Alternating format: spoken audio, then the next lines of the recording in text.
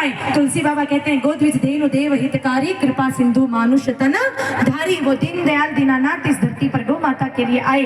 हम राम जी को पूजते हैं लेकिन राम जी की प्यारी गाय माता को आज हम भूल गए। हम शंकर भगवान को पूजते हैं। ये पीठ तो सदैव ही शिव जी की उपासक रही है। मेरे भाई बहनों, आप कहीं पर भी जाइए, दुनिया का कोई भी शिवालय देखिए, आपको बिना नंदी बाबा के कोई भी शिव जी नहीं मिलेंगे। सम्मुख रखते हैं, बिल्कुल सम्मुख विराजमान रखते हैं नंदी भगवान को। परम पूज्य महाराज जी काशी से पधारे हैं, विश्वनाथ भगवान भी अपने ठीक सम्मुख नंदी बाबा को विराजमान रखते हैं। नंदी बाबा के विमुख तो वो कभी रहते ही नहीं है। और पार्वती माता होते हैं तो पीछे होती हैं, गणेश जी कार्तिकेय जी होते हैं अगल बगल होते हैं, लेकिन नंदी बाबा बिल्कुल सामने होते हैं। शिव महापुराण में तो ऐसी कई घटनाएं हैं। एक बार काल आकर के और नंदी बाबा के बीच में खड़ा हो गया। शिव जी को नंदी जी के दर्शन बहुत देर तक नहीं हुए, तो परम भक्त काल को भी तीसरा नेत्र खोल करके जला करके भस्म कर दिया, क्योंकि शिव जी नंदी बाबा से दूरी सहन नहीं कर सकते। तो विचार करो वो कितने बड़े गोभक्त हुए हैं। हम हनुमान जी को मानते हैं, बालाजी को मानते हैं, वो स्वयं बहुत बड़े गोभक्त हैं। आप सबको हनुमान चालीसा आती होगी? आती है? जय जय जय हनुमान गो साईं। गो साईं के कई अर्थ होते हैं, उनमें से एक अर्थ होता है साईं कहते हैं रक्षक को। हे गौ के रक्षक आपके जय हो जय हो जय हो। आगे एक और बात आती है, जो शत बार पाठ करे कोई छूट ही बंदी महासुख होई। जो यह पढ़े हनुमान चालीसा होय सिद्धि साखी गौरी। इसका अर्थ होता है जो शत बार, शत किसको कहते हैं?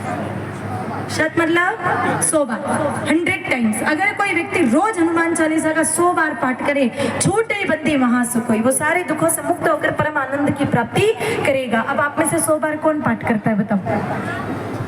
कोई नहीं। एक बार कोई करता है क्या? एक बार वाले हाथ खड़ा करो जो एक बार हनुमान चालीसा का पाठ करते हैं। बहुत सारे लोग, नीचे करो। पर देखिए तुलसी बाबा ने तो कंडीशन अप्लाई कर दी है कि जो शत बार, ऐसा नहीं लिखा कि जो एक बार पाठ कर कोई छूटे ही बंदी महासुख होई। वहां तो शर्त लागू क्या कि जो शत बार पाठ कर कोई रोज 100 बार पाठ करे। अब इतना तो टाइम ही नहीं है हमारे पास 100 बार पाठ करने जितना, तो फिर क्या करें? तो हमने एक बड़ी सुंदर बात संतों के मुख से सुनी है। परम गोभक्त संत, परम सिद्ध संत के मुख से एक बात सुनी कि अगर कोई व्यक्ति भारतीय नस्ल की देसी गाय माता जी की पूंछ पकड़ करके और एक बार हनुमान चालीसा का पाठ कर दे, तो गाय माता जी के पूंछ में जितने बाल होते हैं उतनी बार हनुमान चालीसा का पाठ करने का पुण्य एक ही बार में उस व्यक्ति को प्राप्त हो जाता है।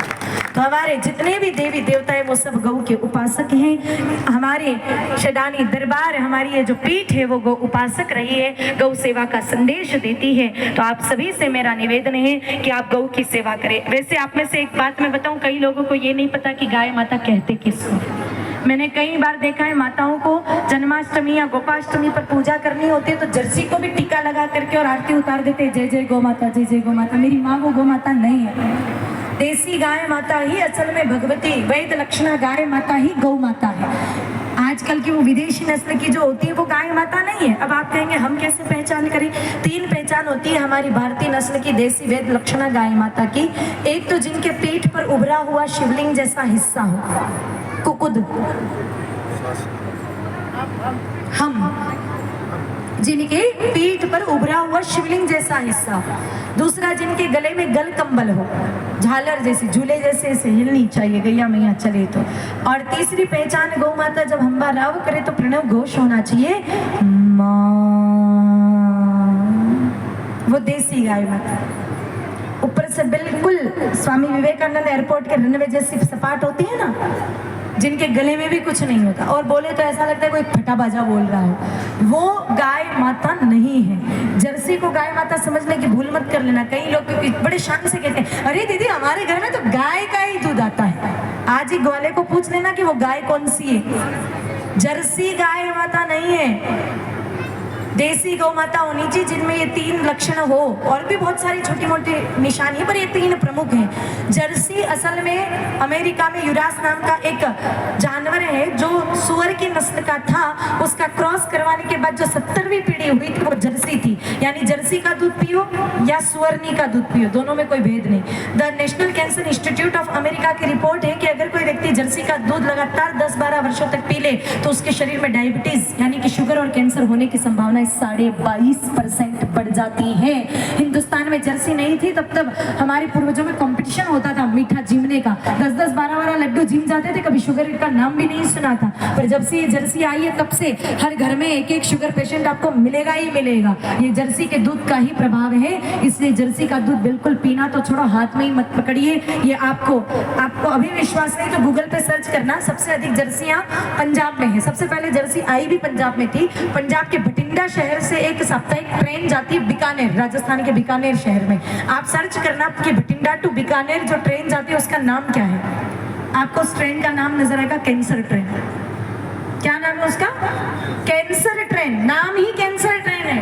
इतने सारी जर्सियों का दूध पी पी के इतने सारे कैंसर के मरीज हो गए हैं कि बीकानेर में एक बड़ा कैंसर हॉस्पिटल है, वहां इलाज कराने के लिए ट्रेन भर भर करके, उस ट्रेन में आपको कैंसर मरीज और उनके परिजनों के अलावा और कोई दिखेगा ही नहीं।